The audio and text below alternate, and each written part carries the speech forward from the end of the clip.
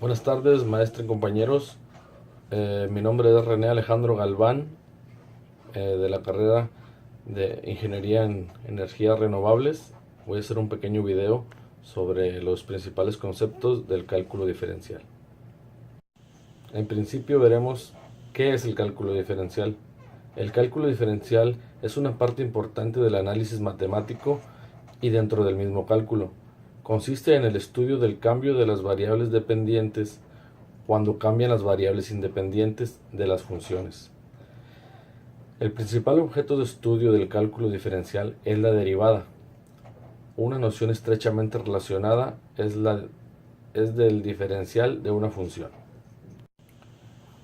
En el estudio del cambio de una función, es decir, cuando cambian sus variables independientes, es de especial interés para el cálculo diferencial el caso en el que el cambio de las variables es infinitesimal, esto es, cuando dicho cambio tiende a cero. Y es que el cálculo diferencial se apoya constantemente en el concepto básico del límite. El paso al límite es la principal herramienta que permite desarrollar la teoría del cálculo diferencial y es la que lo diferencia claramente del álgebra. Pero ¿de dónde surge el cálculo diferencial?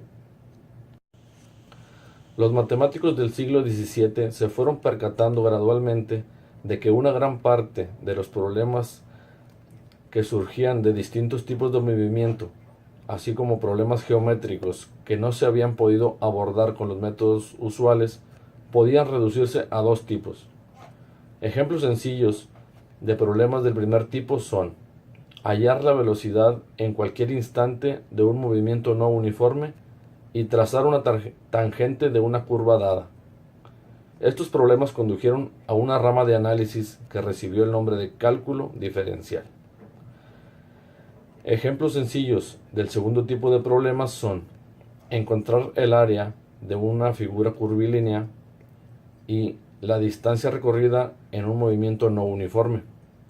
Este grupo de problemas condujo a otra rama de análisis llamada cálculo integral.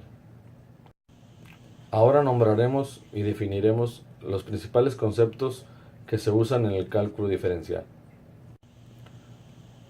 El concepto de derivada proviene del latín derivatus. Derivada es un término que puede utilizarse como sustantivo o como adjetivo. En el primer caso, se trata de una noción de la matemática que nombra al valor límite de un vínculo entre el aumento del valor de una función y el aumento de la variable independiente. La derivada, por tanto, representa cómo se modifica una función a medida que su entrada también registra alteraciones.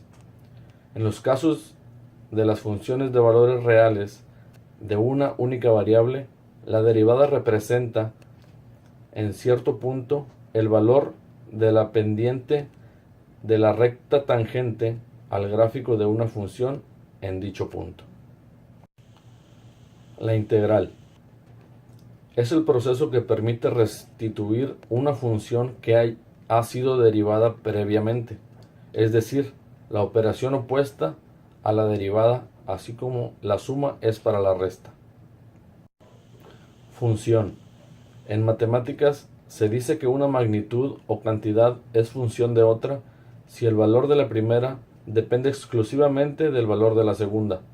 En forma más abstracta, el concepto general de función se refiere en matemáticas a una regla que asigna a cada elemento del primer conjunto un único elemento de un segundo conjunto. Por ejemplo, una función sería el área de un círculo, ya que el área depende de la medida del radio. El valor del área es proporcional al cuadrado del radio. Dominio. El dominio de una función son los valores para los cuales la función está definida, o en otras palabras, es el conjunto de todos los datos posibles que una función acepta. Rango. El rango de una función es el conjunto de todos los valores de salida de una función, o es el conjunto formado por todos los valores que puede llegar a tomar la función. Límite de una función. Es un concepto que describe la tendencia de una sucesión o función a medida que los parámetros de esa sucesión o función se acercan a determinado valor. Variable.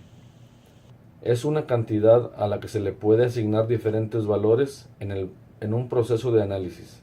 Las variables se designan usualmente con las últimas letras del alfabeto como W, X, Y y Z.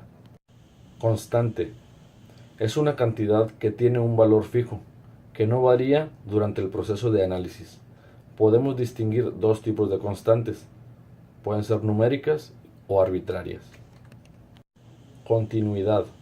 Significa que un pequeño cambio en la variable x implica solo un pequeño cambio en el valor de f de x, es decir, la gráfica consiste de un solo trozo de la curva.